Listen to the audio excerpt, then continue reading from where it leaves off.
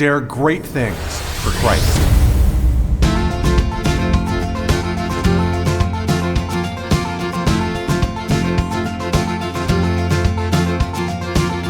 Christ calls us to dare great things. In the marketplace, as well as in the mission field, there has never been a time like the present for the spirit of the Catholic entrepreneur. Now is the time for men and women of great courage and great vision to engage our church and our culture. Now is the time to dare great things. And here is your host as we dare great things, Father Nathan Cromley, the president and founder of the St. John Institute. Because the lifestyle of a leader is marked by action, fatigue and wearing out are a common problem. This is the same whether you be a secular leader or a religious one. How can we renew our energy and find the way forward when we feel overwhelmed and worn out with exhaustion? In this second part of Leadership Lessons from Priests, I focus in on John Paul II's letter to priests from 1982. Here he lays out for us a pathway to hope. Thanks, everybody. I'm glad to be with you again on this exciting course we're doing on the letters of Pope John Paul II for Holy Thursday throughout his pontificate. And so what this is that every Holy Thursday, John Paul II, when he was the Pope, right, from in the 1980s, the 1990s, to the very beginning of the 2000s. And he would write every Holy Thursday a letter to all the priests or all the bishops in the world, focusing in on the theme of what it means to be a priest. And I think this is a really fascinating example of leadership exhibited by the Pope here, because he's by referring to the ones who are leading underneath him, namely his priests, the shepherds of the people of God, by referring them back to their identity as their leader, he's motivating priests for a more robust action. And this is a really interesting thing. I'm sure he did it just instinctively, but it's very powerful. He understands that motivation to act well in a given leadership role will flow from an internal choice within the leader themselves to embrace their leadership as in alignment with their true identity. Anytime that you find someone who's separated what they're doing every day and the tasks of leadership, for example, in front of them from their own narrative, their own personal story, you're going to find someone who's not motivated.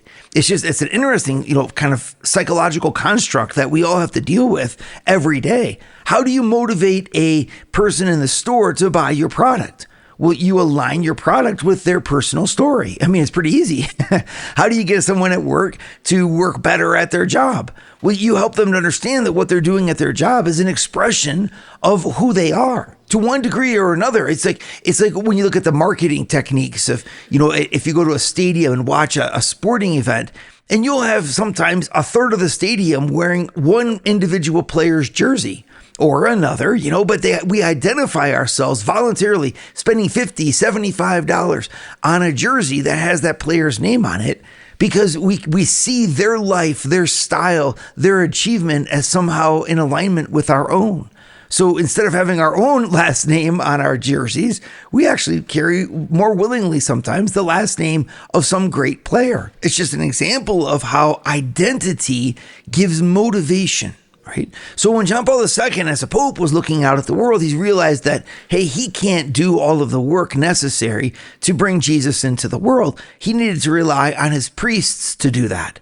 Right? Well, but what is a priest? What is the power of that particular? What's the identity to which the human beings who are given the priesthood can then aspire? Right? Well, so he would write to the priests every Holy Thursday a letter that was all about what it meant to be a priest. And these are very touching documents. These letters are right from the heart, and they give us an insight, though, into how the Pope was choosing to lead. He was inspiring those who followed him to step into leadership by affirming that leadership role that they had was aligned with their own personal journey as a disciple of Christ. It'd be very similar, when I preach about marriages, for example. If you go and you try to get people to engage in their marriages, well, it's very hard. Sometimes marriages are really tough. Sometimes you have a lot of things to overcome. But if I speak about the beautiful aspiration the uplifting, transcendent kind of attractive force that the ideal has, and remind you that you are sharing in that ideal by the grace of Christ, well, I can help motivate you to find the strength and the creative energy you need to go forward. This is exactly what a good preacher will do. A good preacher is not going to stand up, in other words, and say, listen, life is very hard. And so, we should all feel badly about how hard it is. That's not going to help the situation. Well, it's the same thing with the boss, right? You can't tell your people, listen, guys, we're going into a really tough quarter and we might not make it. It's like, it's not going to happen. This is not going to motivate your people to fight hard. People will fight hard. People will give an extraordinary effort when they see how what they need to achieve is aligned with what they really aspire to, what will make them truly flourishing and good, right? And so this is exactly what John Paul II is doing with priests in these letters. And so focusing in here on the letter that he wrote on Holy Thursday for 1982, I chose this one because it's one of the rare letters where he writes really from the heart. And he even says that. He says, this year, I'm not writing you a letter. Instead, I'm sending you the text of a prayer dictated by faith and coming from my heart. And what follows, to be fair, it's kind of rambling. But that's what's so beautiful about this, is sometimes when you're trying to express the loftiest of things, you need to let yourself ramble. Because sometimes the power of language fails to describe the content that we are aspiring to communicate. And so the best way to communicate it sometimes is simply to try from many different angles. That's exactly what he's doing here, because he's writing to priests recognizing just how hard their role is on the inside and on the outside. There's a lot of empathy here that he's exhibiting to them. And almost like a brother, so to speak, he's standing beside the priests who are, reading this letter, and he's pointing out different aspects without necessarily trying to force a linear connection. Now, this will drive some people crazy. And if I know my business audience, this will drive most business people just plain crazy, right? Because business people tend to be very practically oriented and privilege clarity above everything else, right? And John Paul II was not exactly clear. Sometimes he was, right? But most of the time he was a poet. And he would look at these truths from an angle that was more analogical than linear. And yet at the same time, it has value, because what you get when you read this particular letter, amongst others, is you get this sense that the mystery is just too big for words, right? And I like that tone, because we can adopt that in our own communications, especially the higher up we are in our organizations. We have to remember that the most effective communication from a leader or an owner or a senior level manager will often be in terms of narrative, stories, visions that we can cast about the future and about the past, things that are evocative and emotional and defy sometimes the law of logic. It's a very effective tool, actually, in communication, and something that we should experiment with, and this is exactly what John Paul II is doing. In other words, his job is not to tell the whole world all the answers to their problems. It's to inspire them to find the answer to their problems, you see?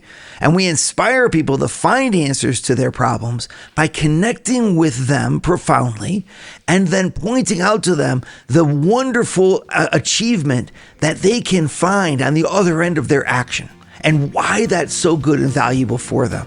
That's exactly what he does here for priests, and I think it's important because it's something we can do ourselves and we need to do today. Would you like to hear more from Father Nathan?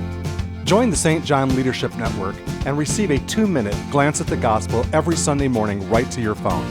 To learn more, go to www.stjohnleadershipnetwork.org/member and join for free today.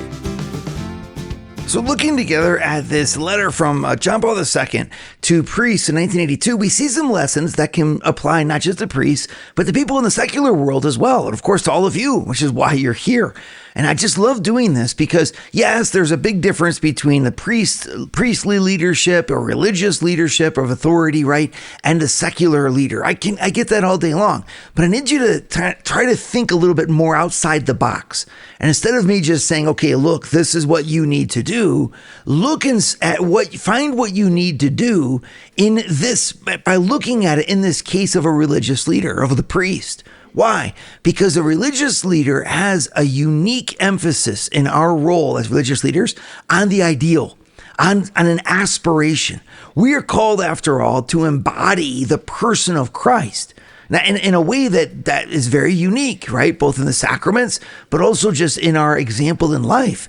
Well, I mean, that's a very high call. What do you do when you're striving to live for a high call and you find yourself routinely struggling to keep the dream alive, right? That's where the theme of this letter is.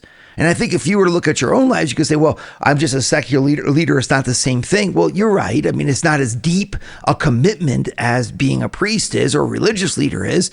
And yet at the same time, you too are called to a role that is beneficial for the world. It's like a kind of vocation. I mean, the power that you wield in temporal affairs, you're kind of at the apex, okay? You have politicians, I suppose they might have something more of power, but they too are institutional secular leaders. Well, you're institutional secular leaders by your businesses, by the professions that you espouse, right? So now, are you living up to that ideal? How are you wielding that power? Are you wielding it for the good? I remind you, gosh, as a priest, I oftentimes get criticized by people. Why are you a priest involving yourself in business and in leadership? You know, it's almost like most people just want to separate out the secular world and the world of faith. But I just remind you that if you take faith away from the secular world, you won't allow the secular world to have anything to measure itself by but its own criteria. Efficiency, quantity, utility, and pragmatism. And these aren't necessarily bad things, but they're also not necessarily good things, especially if they become what defines what is good for us. You know, and we see this today. We see people without faith, for example, simply saying that because something can be done, it should be done.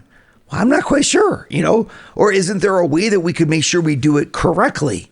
Well, for a lot of people, they say, well, we're not even sure we can find a way correct. The only correct thing is the next thing. And we develop a mentality that's purely pragmatic and utilitarian, and that therefore is bereft of any kind of spiritual reference. This is not going to end well for humanity, okay? It's just like it wouldn't end well for your own family.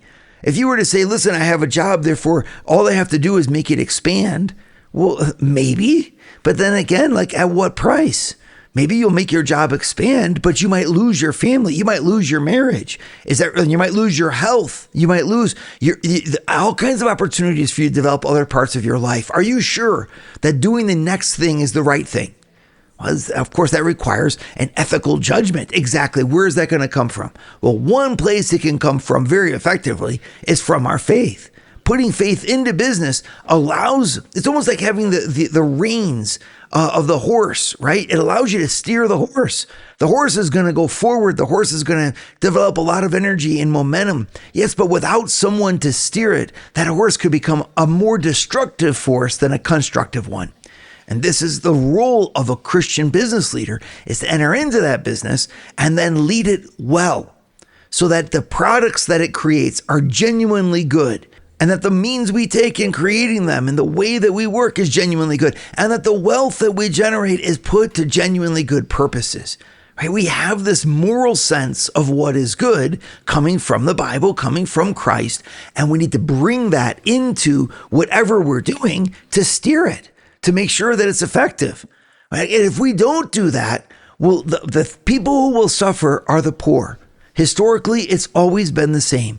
The poor, huddled masses yearning to breathe free, because on the other side is an economy that doesn't really see any standard beyond its own efficiency and productive force.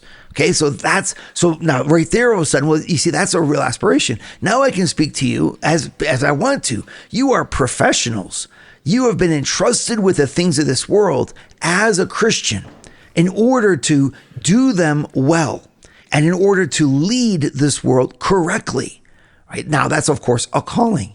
And so just like with the John Paul II with the priests, he's going to speak to them about their identity in an aspirational sense in order to motivate them to a greater commitment to their activity.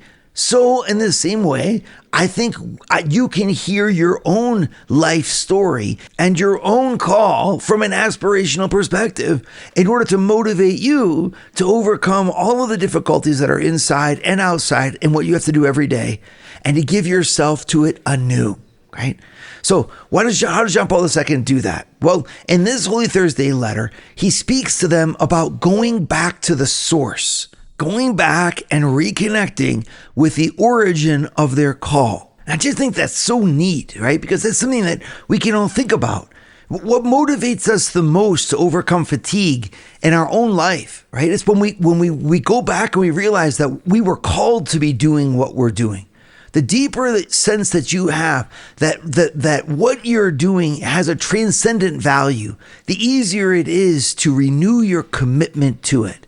And so I'm asking you, are you aware of the transcendent value of your own life? When was the last time you connected with your customers? When was the last time you connected with your manager in a way that was beyond just having to accomplish the next task?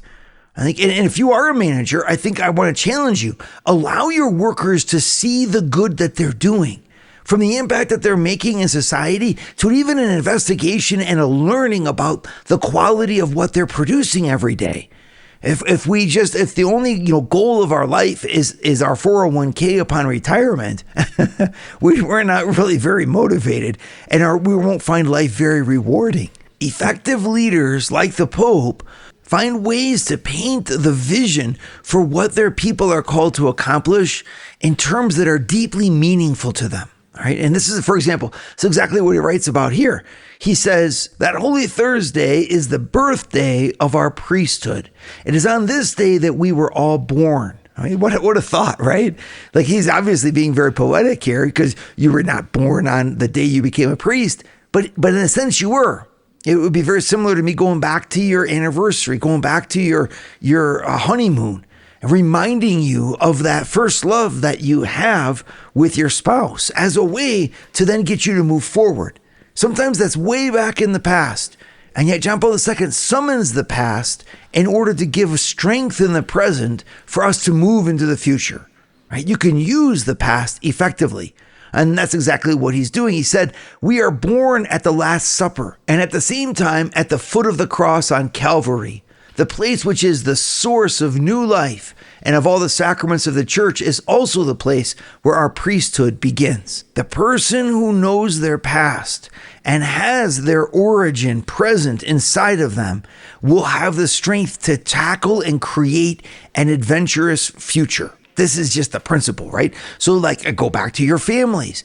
Are your families aware of their identity? When was the last time you brought them back and said, you know what? This is really what makes us a family. This activity, when we do it, is where we draw close to one another, right?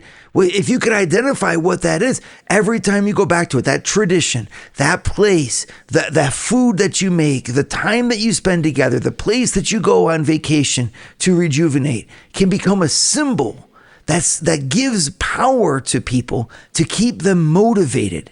And this is what John Paul II is saying. He's literally, your source, priest, is the mass that you say every day. And if you live that mass well, then your life will find its correct trajectory. And you could almost say the same thing for marriage, right? You could say, in the same way, being together at your family meal, that family meal that you have every single evening, that becomes the heartbeat. Stay close to the family meal and you'll succeed in your leadership as a family leader, right? That's an example. The Pope is doing something extremely powerful here. He's speaking in a language that drives people to one of the most dangerous, one of the most explosive, one of the most powerful things the human heart can know: hope. Would you like to start your Thursday mornings with a scriptural leadership lesson? Join the St. John Leadership Network, where Father Nathan hosts a 30-minute call at 6:30 a.m. in all 4 U.S. time zones. To learn more, go to www.stjohnleadershipnetwork.org/member and join for free today.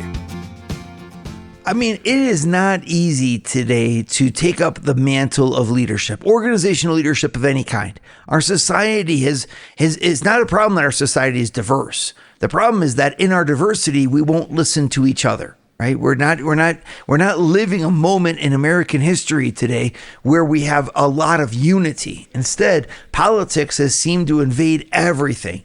And being invasive of everything becomes divided along party lines.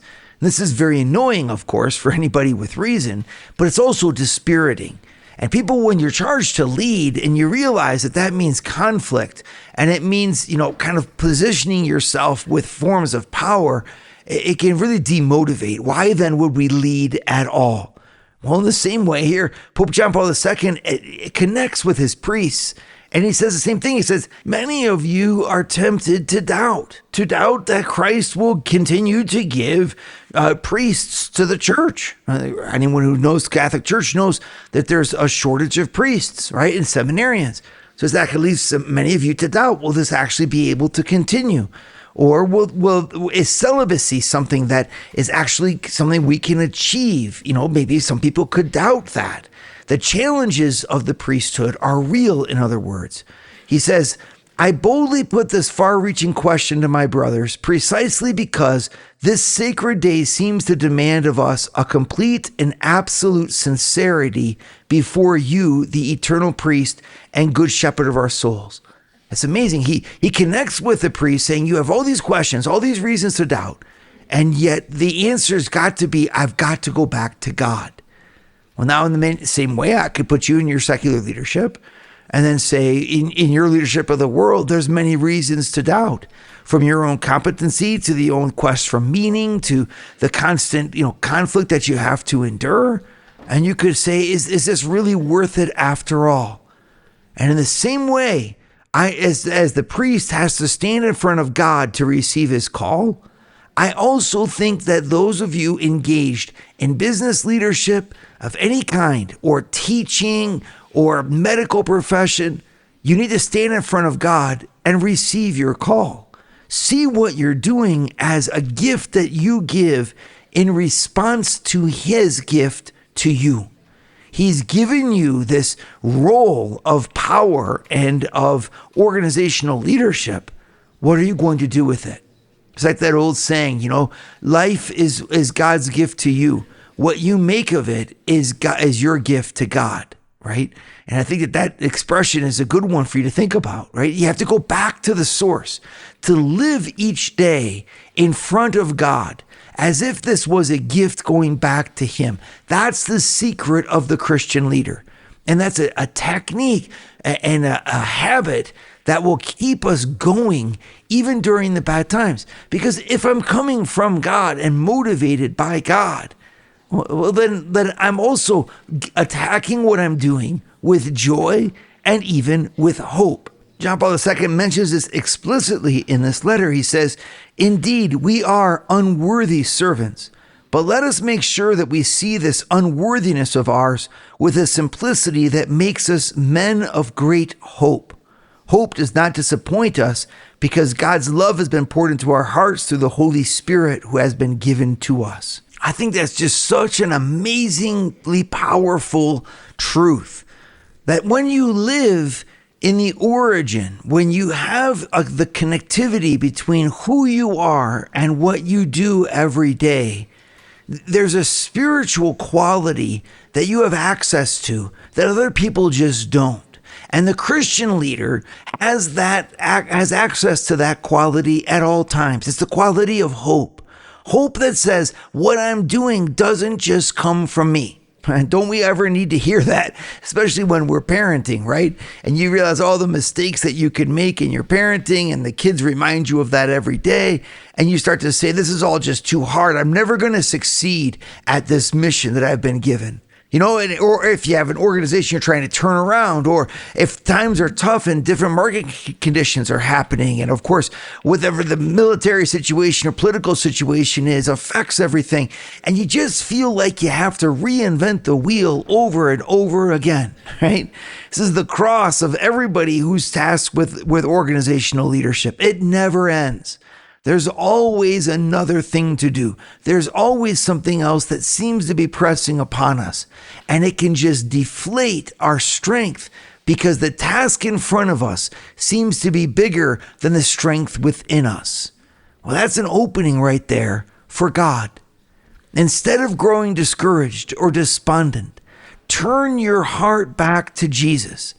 Let the power of Jesus Christ flow into you by the gift of his Spirit so that the mission that you're accomplishing isn't just yours. It's a continuation of his power, his action in the world. Jesus will not let us flounder. He will instead be there for us. That's the Christian confidence. And I understand it's an act of faith. I understand that for many times we don't feel that way. Fine, but that we believe beyond what we feel. Faith is not something that you feel, everybody. Faith is something that you choose. But when you choose faith and choose to believe in the power of the one who is greater than you and who has given you this mission of leadership, then you have an access to a strength that's greater than anything you can muster on your own. We're walking in the footsteps of the Messiah, and we're acting in the power of his name. That doesn't mean we're always going to be successful. It doesn't mean it's always going to work out. But it does mean that we always can keep our spirit alive and never let our hearts be crushed. Never let our spirits be broken, because we live in the presence of the one who has sent us, and the love that he has had for us from the beginning, and the love with which he then chose us to serve his people as their leader is still with us. Just as Christ never passes away, his love never passes away. And if his love never passes away, then his leaders need not ever waver or allow their souls to be downcast. For the one who has called us is with us now and remains with us forever. Dare great things for Christ. Share your feedback with Father Nathan. Send us an email at communications@stjohninstitute.org. That's communications@stjohninstitute.org. And visit www.stjohninstitute.org and sign up for our newsletter to receive updates from Father Nathan.